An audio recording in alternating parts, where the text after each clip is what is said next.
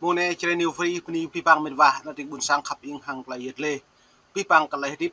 công dân nuôi ra này đã bổ lùm ta rằng xem lăng vất cầm nuôi binh công sản lê trong vất binh nuôi nặng buồn sáng lê trong vất nuôi bằng pol dạ bố lần hàng lại cái cả ắt cả bồi dưỡng cất lại phiền công na công sản Việt Nam như lợi dụng công nước buồn sang lê cái nhịp bố vật phun doanh còn có cái món giữa nó lên này có mày cái nào đó mình vả gặp thêm mũ gặp yang theo lệ có mày đúng hàng play đoạn vi này lại càng nặng buồn sang tập nhiên tí bằng rẽ chàng trai đã rồi tiếp là này ta thâu tụ rõ dữ ta thâu rõ bay bùi dữ giữa nó ta tiếp là này tí bằng rõ ta càng hạt tiếp lệ ta càng phải dữ hắn lại tiếp lại phiền cái nắm nuôi về một lại tiếp bùi dữ ta tiếp một cái nòng ta thâu ta bù đuôi lê ta tiếp ta có nòng ta thâu có bừng lê ta thâu ta mũi mạch đuôi vừa ta tiếp như là ta tiếp càng tôi ép hàng lấy hem tiếp là lại tôi lăng hàng lấy kê cả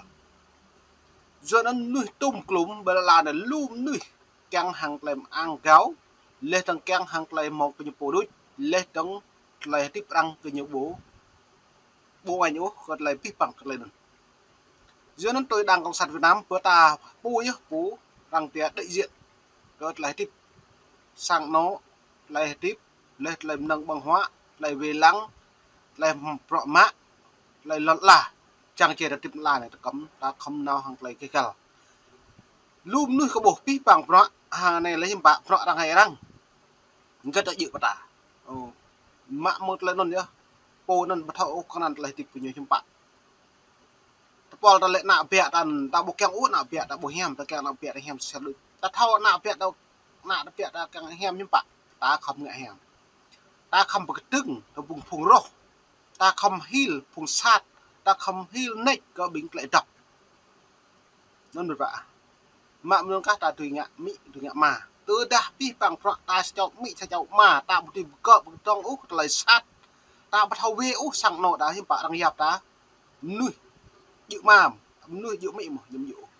giờ nó mày gắt lại chôn về đoạn về cả đảng cộng sản Việt Nam ra đây ta bộ này luôn nuôi nào buồn sang một nhà đầy gà ta vật cái yuan như po mà ra đây cái bụng á mự lệ đang eo đập xạ là hụt bụng á yêu gất eo đập xạ bật đập huyền như con nào như eo bây giờ bộ kẹt một lấy số như eo con nào nó tải nó chầm được tiền đôi nên được vậy giờ nó rằng néo rồi lệ xạ là đập càng néo bắt đầu ba tính mà lại như công an eo là hụt pi bạc sẽ đại nét hụt sẽ đại vào hụt mà coi trả lời này việc mại nhập pi hàng lại phiền mà lại eo này sang rạ của ngô eo này thêm rạ bật đại eo vào rạ vào huyền bật đại ra nó học ác cái nó mự lên bắt đầu nó mự như thêm đấy ạ sao hiểm bạ riêng ở đất nước Việt Nam chính phủ cộng sản Việt Nam lại hiểm bạ như eo đã là mự po lại eo xạ đang hội gì neo lu bẹ như tại như trầm tiếng tập năng phúc là gì nên cả nó rất là nhiều chi này cọ như mềm đạp được bằng lại rằng rõ với bằng YouTube theo dõi YouTube nó lại dừng nhiều áo cọ nhiều hiếm tại sao tình trạng người dân bị dùng nhục hình giờ hành hung đến chết tại đồn công an giờ biên giới Việt Nam để tìm hiểu sâu về vấn đề này mời quý vị nhiều theo dõi hội luận FA cùng hai luật sư Đặng Đình Mạnh là luật sư Nguyễn Văn Miếng tua cho này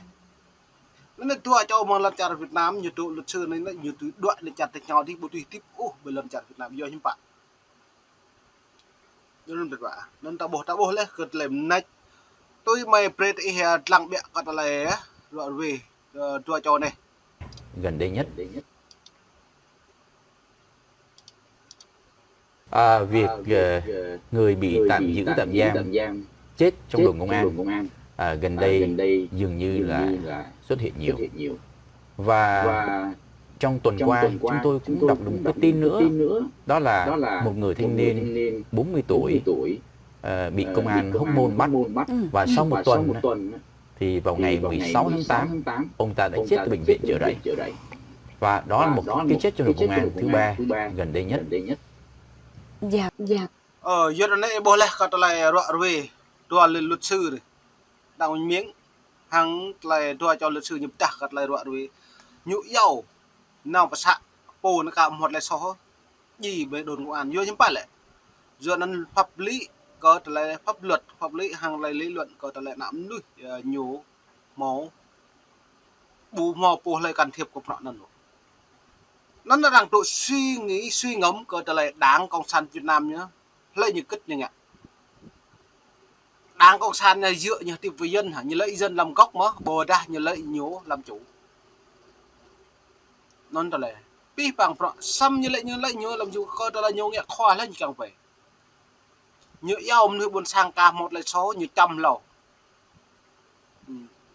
cái là phiên bộ luật hình sự bộ luật tố tụng nhiều một là số bộ đã cả một là số nhiều mời kẹo thứ tự tại một là số hơn tâm lại nhưng phải như nó mãi như mò rạ mừng viêm kiểm soát chui có quyết nhưng mà đã trong cự được nhiều nhú với nhưng phải nếu mắng tỏ lại lờ hàng yêu bính an ninh bộ đã cơ động nhưng mà luật từ nhiều bữa này nuôi cả một là số dầu nghi phạm đi đúng mạ này và xạ nhưng bạn chăm phiền cả một mò rạ một phiên con sót nuôi nó gì lò này nhưng bạn là phiền luật từ nhiều đây là đảng cộng sản xứ ta lại đối xứ của người dân nó mà về mới đứng cái lời đoạn về này vâng thưa luật sư Mạnh. Thật ra thì cái việc mà người dân đến làm việc tại các cơ quan công an, chưa kể đến việc là họ có bị tạm giam tạm giữ hay không, nhưng mà ngay sau đó thì họ đến với một cái sự sống của mình, nhưng mà sau đó thì họ được đưa trở về như là một cái xác không hồn. Thì cái việc này thật ra nó không phải là việc mới, mà nó đã kéo dài rất là nhiều năm qua rồi. Và như vừa rồi thì đồng nghiệp của chúng tôi đã có đề cập, thì như vậy là ít nhất thời gian gần đây đã có 3 cái chết liên quan đến việc quá trình làm việc tại cơ quan công an. Nó nối dài thêm danh sách những nạn nhân của cái tình trạng này. Và dường như thì về phía chính quyền thì chúng tôi thấy là gần như họ không có một cái biện pháp nào hoặc là có những chính sách gì để mà ngăn chặn cái tình trạng này. Cái thực trạng mà người bị bắt để mà điều tra đến những cái nơi tạm giam tạm giữ của công an mà lại chết đó thì nó trở thành là nghiêm trọng. Nanti là mình đã beri ibu ruk lại video kumit ba, kat lại tip leh teng kenok na anak bun sang. Jing kenok na nyu tui kuet pi pang mak lại tip anak bun sang. Nyu bật lăng anak bun sang mau kat lại nó nyu tui sứ tui kat lại cái nyu keng. Nyu ngạ prọng kẹo tui cái nyu của mình. Nyu màu mạ lấy luật cơ mak lại thập ma ar cái nyu tảo. Dân tạo bổ tung klum hàng lại đã này. Cung cấp thông tin đa dạng chính xác như có là có bình RFA nó lập tạp cái nó buồn sang là tháo chứ bạn lên tầng xem lăng của nó lên tập pul từ nhiều mạng đó đây thì cũng cho em nuôi ra đây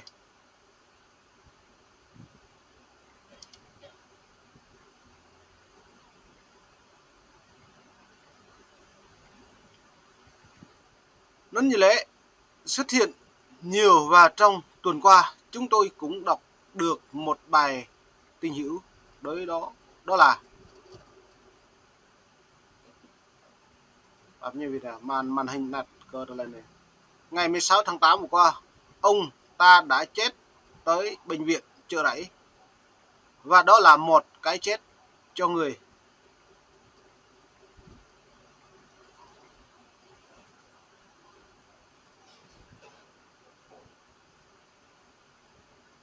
Đồn công an thứ ba ngăn gần đây nhất là dạng thưa luật sư Mạnh nên bẹ bồ tới nhà này tin trúc tới nhà có lại đoạn về. Thật ra thì cái chết cái việc mà người dân đến làm việc tại các cơ quan công an chưa kể pi bằng phọ đã buộc khật này lum nuôi ca bồ lễu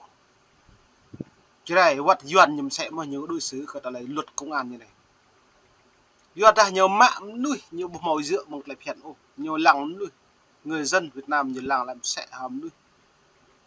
tội phạm sẽ nuôi pi bằng nuôi bộ màu po lại ô hẻm bên tập trung ta cái bộ còn nó trong nội bộ có đáng cái như quan lị mà như giàu cha truyền con nói lên trong từng tùy bao che từ đã nơi nào buồn sang lăng tôi rõ với hàng lời rằng thảo luận bình luận với đáng nhưng bạn nơi nào buồn sang lại sẽ thêm nụ như nó cứ chu thuần bơm nơi cái độc này nhập bộ tham nhũng tham ô 3 tỷ 10 tỷ 20 tỷ nhưng bạn mọi sự máu cữ lên trong truyền công tác cái buổi vừa luật nạo buồn sang hiếm nhiều luật thằng độc này như hiếm nhiều vừa nên ta được lặng nhập phá ra luật lại tiếp cục nào cũng sẵn như ngã đôi xương ta nên ta bổ lùm ta cắt lại lệch lăn mà em bột là video vẽ đăng không biết bà để xảy ra cái việc dùng nhục hình trước khi mà họ cho quay camera quá trình làm việc. Sau khi dùng nhục hình xong họ đạt được họ khuất phục được cái người bị tạm giữ tạm giam là phải khai theo cái ý mà cơ quan điều tra mong muốn, và khi đó thì bắt đầu camera mới được bật lên. Thì camera đó thật ra chỉ là hợp pháp hóa cái việc mà trước đó họ đã dùng nhục hình mà thôi. Thì ngay bản thân cái việc mà quay camera thì tôi nghĩ lẽ ra là nên quay trong suốt quá trình làm việc của cơ quan công an, chứ không chỉ quay trong cái lúc lấy lời khẩu cung đối với người bị tạm giam tạm giữ.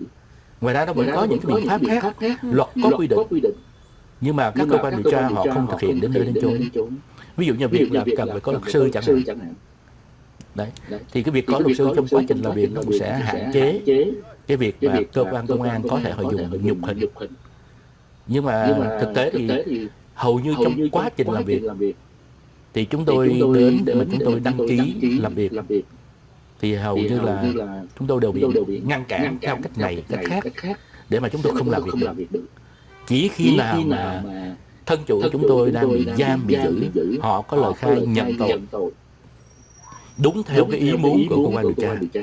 thì khi đó luật sư mới có thể được tạo điều kiện vào để tiếp cận. Bắt người ta nhận tội theo cái ý muốn. Như này bố là có bị bằng tôi vất cái luật sư duyên nhập bộ mà ắt căn một tùy mạng rõ lắm có trả lời bình nuôi như giam giữ lên là lời khai của bốm nuôi như lại cái lời sổ kẹo tôi nhớ tùm bù dự kẹo thờ bố tùm một lời sổ nổ giữa nó nhiều mạng luật sư nó lại tao biên luận nhân kẹng tôi lời sổ nó kẹng các nhiều luật sư can thiệp lên luật sư can thiệp là nó cắt bổ màu tùy kẹo mạng kẹo một lời phèn của này cơ như nó mình giờ nó đã bổ trả lời dân chủ bổ mẫu nan mo này mai pini pipang ing rebun sang khap ing chire new free kam chik hang player le nan sini mai ro arwe ka tlai chun tlai so sat ding ko dang ko san Việt Nam ne ka tum num o met ba mom nit mo ko mai dung lu lo tưng hang player le ne mai mat lamang dai fa ka tlai ro arwe tlai chun ka pre kana bun sang da bo pien thau ka la ko nok na yuan nyu màu lang nuôi na bun sang pu phun bulan o le tưng kan yu nuôi ko nyu piom le nyu lời tôi hang nyu hấp tôi nyu lệ lợi dân làm gốc nó như vậy dân giàu nước mạnh xã hội công bằng như vậy cọ như zoom phan với mạng pip bằng cọ như chỉ nước Cộng hòa xã hội chủ nghĩa Việt Nam độc lập tự do hạnh phúc mong độc lập mong hạnh phúc bổ mỏ ô do cho nó lại rằng độ kép pip trong nội bộ người dân Việt Nam lê trong nội riêng người dân Tây Nguyên bú kẹng úc cật lại đang có sẵn kệ kia quất cật pô này nên mong này mà đi vì bằng đi buồn sạc học nát đi gặp lăng mong nịt mong mấy lê lúa được đi vì bằng